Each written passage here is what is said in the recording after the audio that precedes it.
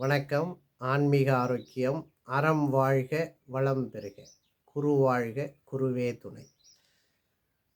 இந்த 2025ஆம் ஆண்டுக்கு பிறகு தாய்மை உணர்வு மிகவும் 60% கம்மியாக போகுது. தாய்மை உணர்வே இருக்காது.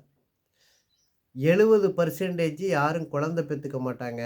60% யாரும் கல்யாணம் பண்ணிக்கிறதுக்கு விருப்பம் இருக்காது. இந்த உலகத்தில் இன்னும் அதிகமான நிலை, ஒவ்வொரு மனிதனும் சம்பாதிக்கும் வருமானத்தை 70% இந்த ஆரோக்கியத்திற்காக கொடுக்கும் நிலை வந்துவிட்டது. அதற்காகவே இந்த அறம் சார்ந்த இந்த மருத்துவத்தை நாங்கள் செயல்படுத்தியுள்ளோம்.